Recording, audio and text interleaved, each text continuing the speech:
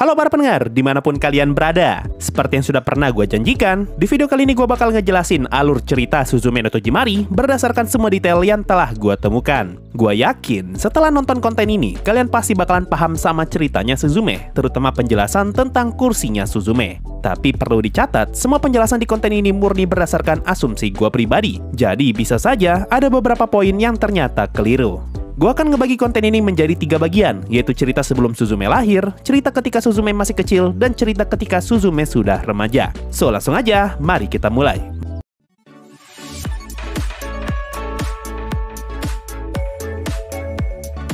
Bagian pertama, cerita sebelum Suzume lahir. Bagian ini akan berfokus ke ceritanya Daijin, Sadaijin, Tokoyo, dan juga kakeknya Sota.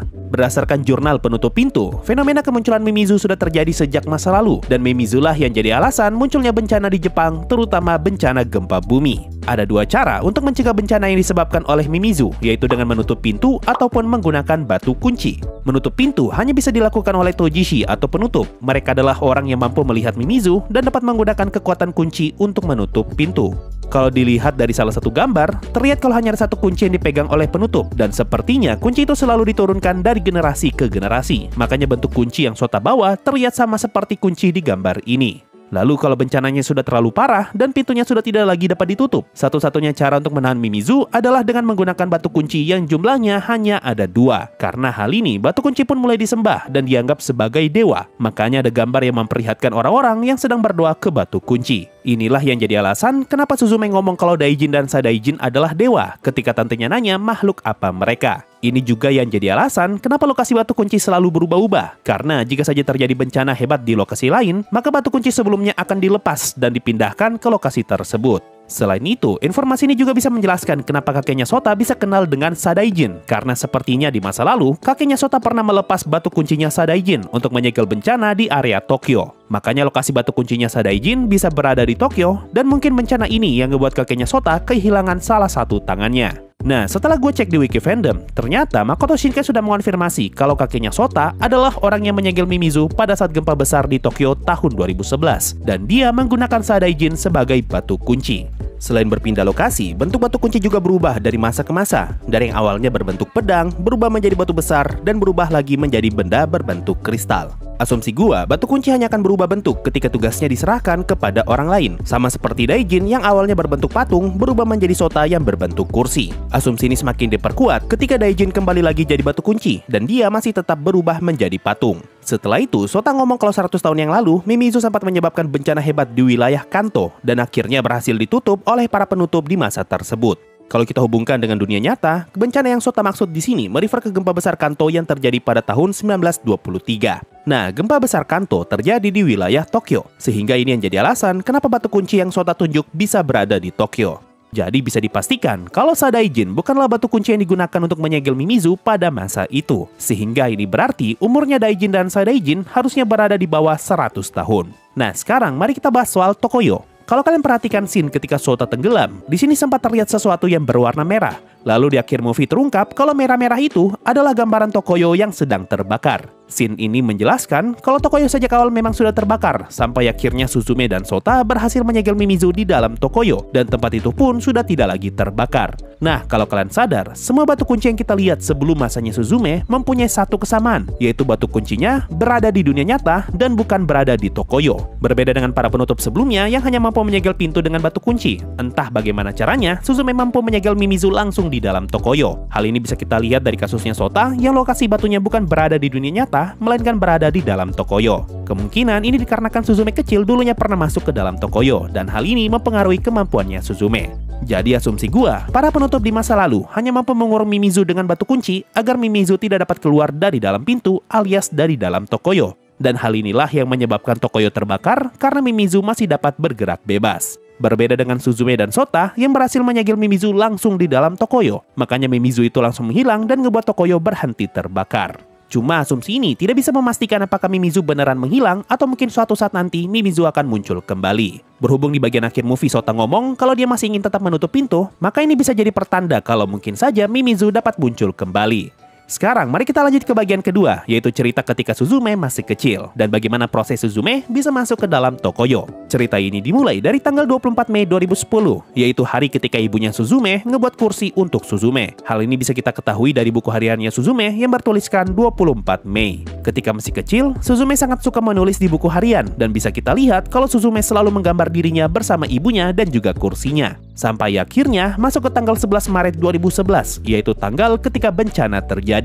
Ini adalah hari ketika gempa 9 skala Richter menimpa Jepang dan menyebabkan tsunami hebat dengan total korban jiwa sebanyak 20.000 orang dan salah satu yang jadi korban adalah ibunya Suzume. Berhubung ibunya Suzume adalah perawat yang bekerja di rumah sakit dan sepertinya lokasi rumah sakit berada di dekat pantai, maka masuk akal kalau ibunya Suzume tidak sempat mengungsi dan ikut menjadi korban jiwa di bencana ini. Selain itu, kursinya Suzume juga ikut hilang terbawa tsunami, sedangkan Suzume kecil berhasil selamat karena dia berhasil mengungsi ke daratan yang lebih tinggi. Nah, kalau berdasarkan penjelasan Makoto Shinkai tadi, bencana ini bisa terjadi dikarenakan Mimizu yang mengamuk dan akhirnya berhasil disegel oleh kakeknya Sota di kota Tokyo. Semenjak hari itu, Suzume kecil masih terus mencari ibunya, dan selama itu pula Suzume selalu mencoret buku hariannya. Asumsi gua, alasan kenapa Suzume terus-menerus mencoret buku hariannya, karena itu adalah pemandangan yang Suzume lihat selama berhari-hari. Pemandangan di mana kota tempat tinggalnya hancur berantakan, dan sudah tidak ada lagi hal indah yang bisa digambar. Asumsi ini semakin diperkuat dengan adanya scene Suzume kecil yang lagi mencoret buku harian, ketika Serizawa ngomong kalau tempat ini terlihat indah. Padahal ini adalah tempat yang telah ditinggalkan akibat bencana.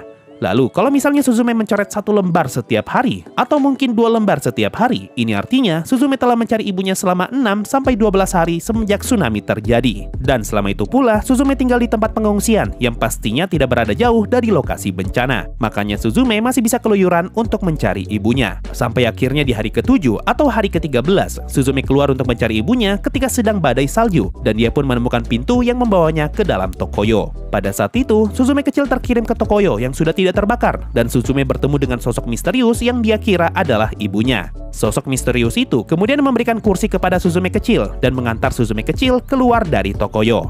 Setelah keluar dari Tokoyo, Suzume kecil pun tertidur di tengah badai salju sambil ditemani kursinya yang hanya punya 3 kaki. Lalu tidak lama kemudian, tantenya Suzume berhasil menemukan Suzume dan dia berjanji akan merawat Suzume bagaikan anaknya sendiri. Setelah kejadian ini, Suzume pun kembali menulis di buku hariannya dan pengalaman ketika di Tokoyo adalah hal terakhir yang dia tulis. Lalu sebelum pindah ke rumah tantenya, Suzume menaruh buku hariannya di dalam kaleng beserta barang-barangnya yang lain, dan kaleng itu pun dikubur di dekat rumah lamanya sebagai time capsule. Semenjak saat itu, Suzume pun menjalani kehidupan baru sebagai anak angkat tantenya, dan Suzume pun tumbuh dewasa seperti anak-anak pada umumnya. Sampai akhirnya Suzume masuk SMA, dan di foto ini terlihat kalau Suzume sudah berteman dengan ayah semenjak dia baru masuk SMA. Atau mungkin juga Suzume sudah berteman dengan ayah semenjak mereka masih SMP, dan sekarang mereka satu SMA. Nah, mulai dari sini kita pun masuk ke bagian ketiga, yaitu cerita tentang Suzume yang sudah remaja. Bagian ini akan berisi penjelasan tentang time travelnya Suzume dan juga kursinya Suzume. Cerita ini dimulai pada bulan September 2023, yaitu ketika Suzume ingin berangkat sekolah dan dia bertemu dengan pria misterius yang sedang mencari pintu. Entah kenapa, pertemuan ini membuat Suzume tidak bisa tenang, dan Suzume pun memutuskan untuk mengejar pria tersebut. Di sini Suzume ngomong kalau dia merasa terikat dan merasa seperti pernah bertemu dengan laki-laki itu. Kalimat ini terhubung ke scene ketika Suzume kecil keluar dari Tokoyo, dan dia sempat melihat siluet Suzume dewasa dan juga Sota dari kejauhan. Jadi, pemandangan yang pernah Suzume lihat ketika dia masih kecil adalah alasan kenapa dia bisa merasa terikat dengan Sota, meskipun Sota adalah orang yang baru saja dia temui ketika dewasa. Lalu, sama seperti yang kita lihat di anime, Suzume melepas batu kunci Daijin dan dia melihat pemandangan Tokoyo yang sangat indah dari balik pintu. Merasa familiar dengan pemandangan tersebut, Suzume pun mencoba masuk ke dalam sana, namun dia gagal. Nah, yang jadi pertanyaan, kalau memang Tokoyo sudah terbakar jauh sebelum Suzume menyegel Mimizu, lalu kenapa di scene ini Suzume malah melihat pemandangan Tokoyo yang indah dan bukan pemandangan Tokoyo yang sedang terbakar? Pertanyaan ini bisa terjawab dengan perkataan Sota ketika mereka berada di taman bermain. Di sini Sota ngomong kalau Tokoyo adalah tempat di mana semua waktu ada secara bersamaan. Kalimat ini bisa menjelaskan kenapa bisa terjadi time travel yang mempertemukan Suzume dewasa dan Suzume kecil. Kenapa di awal movie Suzume malah melihat pemandangan Tokoyo yang indah dan bukan Tokoyo yang terbakar. Dan kenapa ketika di taman bermain, Suzume bisa melihat dirinya sendiri yang sedang ngasih kursi ke dirinya yang masih kecil. Padahal pada saat itu, Suzume masih belum masuk ke dalam Tokoyo. Ini karena semua kejadian itu terjadi secara bersamaan. Dan apa yang Suzume lihat di Tokoyo bisa saja berbeda dari waktu ke waktu. Cerita pun berlanjut, dan Suzume sadar kalau pintu yang dia buka adalah alasan kenapa Mimizu bisa muncul. Lalu dia bertemu kembali dengan Sota yang sedang berusaha menutup pintu. Setelah itu, Suzume mengajak Sota ke rumahnya untuk mengobati tangannya Sota yang terluka. Dan ketika sampai di rumah, Suzume bertemu kucing liar dan dia bertanya apakah kucing itu mau jadi peliharaannya. Nah, karena pertanyaan ini, kucing itu pun kepengen jadi peliharaannya Suzume, dan dia ngebuat tubuhnya Sota berubah menjadi kursi. Seperti yang kita tahu, kucing itu adalah Daijin, yaitu salah satu dari 2 batu kunci saat ini. Berhubung dia kepengen jadi kucingnya Suzume, otomatis Daijin sudah tidak lagi mau jadi batu kunci, dan tugas itu pun dia berikan kepada Sota. Makanya tubuh Sota menghilang dan jiwanya terkurung di dalam kursinya Suzume. Mulai dari sini, terjadilah kejar-kejaran antara Suzume dan Sota versi kursi yang sama-sama mengejar Daijin. Mereka berdua mengira kalau Daijin adalah pelaku yang ngebuat pintu di berbagai tempat terbuka. Padahal kenyataannya Daijin justru memandu mereka ke tempat di mana pintu berikutnya akan terbuka. Mereka pun melakukan perjalanan yang dimulai dari Tonami, yaitu kota tempat tinggal Suzume saat ini. Lalu mereka naik kapal ke Ehime dan bertemu dengan Chika. Lalu mereka naik mobil ke Kobe dan bertemu ibu-ibu dengan 2 anak. Dan terakhir mereka naik kereta ke Tokyo dan bertemu Serizawa. Nah, ketika di Kobe, Sota sempat meminta Daijin untuk mengembalikan tubuhnya seperti semula. Tapi Daijin ngomong kalau dia tidak bisa. Padahal di akhir movie kita diperlihatkan Daijin yang bisa balik jadi batu kunci. Asumsi gua, kemungkinan peran batu kunci hanya bisa diwariskan ketika mereka sudah pernah digunakan sekali untuk menyegel Mimizu. Makanya di scene ini, Daijin ngomong kalau dia tidak bisa mengambil peran batu kunci kembali. Sedangkan di akhir movie, Daijin bisa kembali jadi batu kunci karena Sota sudah sempat melaksanakan tugasnya.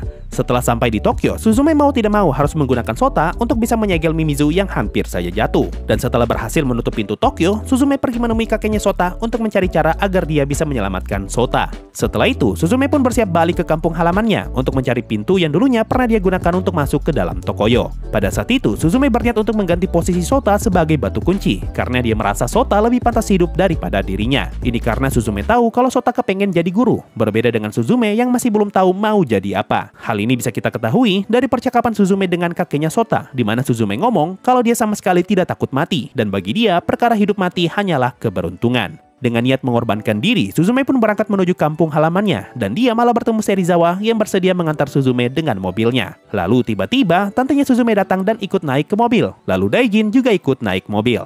Di tengah perjalanan, sempat terjadi konflik antara Suzume dan tantenya, dikarenakan pengaruh dari Sadaijin. Lalu setelah kejadian itu, Sadaijin juga ikut naik mobil. Ketika hampir sampai, Serizawa terkejut mendengar kucing yang bisa ngomong, dan hal ini ngebuat dia kaget, lalu mobilnya pun oleng dan nyangkut di pinggir jalan. Tidak mau menyia-nyiakan waktu, Suzume pun berlari menuju kampung halamannya, dan tantenya ikut mengejar Suzume dengan sepeda bekas yang dia temukan di pinggir jalan. Setelah sampai, Suzume segera menggali time kapsul yang pernah dia kubur, karena Suzume ingin mencari lokasi pintu yang pernah dia masuki melalui buku hariannya. Singkat cerita, Suzume masuk ke dalam Tokoyo. Suzume berhasil menyelamatkan Sota, Daijin kembali jadi batu kunci, dan akhirnya Suzume serta Sota berhasil menyegel Mimizu di dalam Tokoyo. Karena hal ini, Tokoyo yang awalnya terbakar berubah jadi padang rumput yang indah. Tidak lama kemudian, Suzume menemukan kursinya yang tergeletak di tanah, dan dia melihat versi dirinya yang masih kecil sedang berkeliaran di dalam Tokoyo. Suzume pun tahu apa yang harus dia lakukan, dan dia ngasih kursi itu ke versi dirinya yang masih kecil.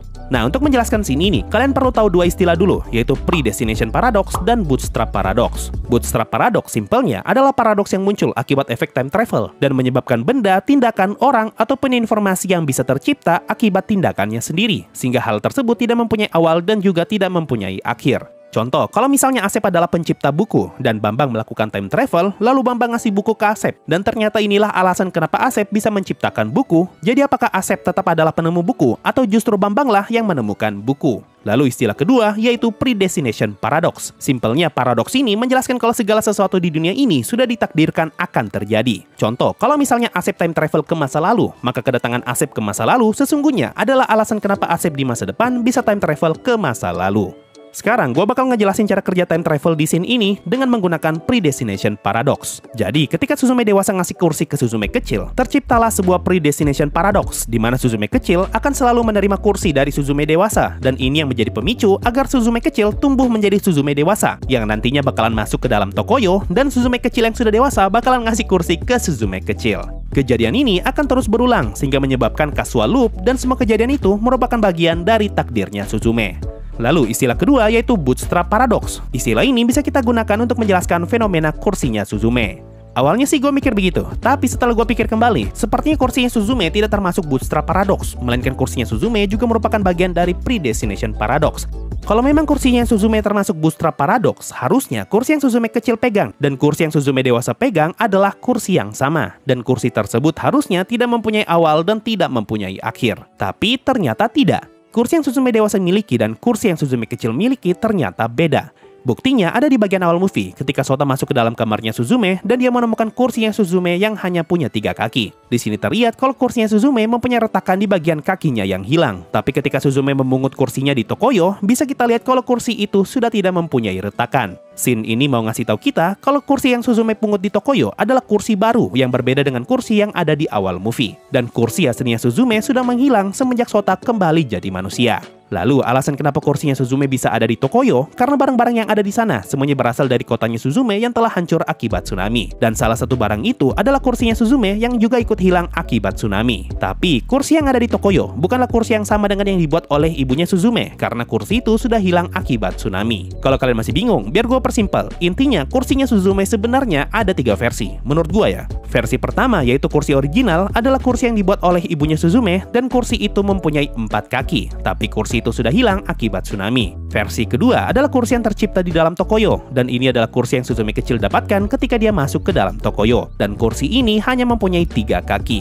Versi ketiga adalah kursinya Suzume yang sudah berumur 13 tahun. Itu adalah kursi yang berasal dari Tokoyo dan akhirnya hilang setelah Sota balik jadi manusia. Kurang lebih seperti itu penjelasan mengenai scene time travel dan juga asal-usul kursinya Suzume. Lanjut ke cerita, setelah ngasih kursi ke Suzume kecil, Suzume dewasa pun berhasil move on dari masa lalunya dan Suzume keluar dari Tokoyo sambil membawa Sota. Tapi sayang, pertemuan mereka hanya sebentar karena Sota ingin pulang sendirian sambil sekalian menutup pintu dan akhirnya mereka berdua pun kembali berpisah. Lalu di sepanjang perjalanan, Suzume dan tantenya sempat singgah ke beberapa tempat yang sebelumnya sudah Suzume datangi, yaitu tempatnya si ibu-ibu dengan 2 anak dan tempatnya Chika. Setelah sampai di rumah, Suzume pun belajar lebih giat karena dia ingin jadi perawat sama seperti ibunya. Hal ini bisa kita lihat dari adanya buku berjudul Cara Jadi Perawat. Dan movie ini pun ditutup dengan pertemuan antara Suzume dan Sota, di mana pertemuan itu terjadi pada musim dingin, yaitu sekitar bulan Desember sampai bulan Maret. Jadi ada jeda sekitar 3-6 bulan sejak bulan September sampai akhirnya mereka berdua bertemu kembali. Dan akhirnya ceritanya Suzume no Tojimari pun tamat. Nah itu tadi penjelasan mengenai alur cerita Suzume no Tojimari berdasarkan semua clue dan detail yang berhasil gua kumpulkan.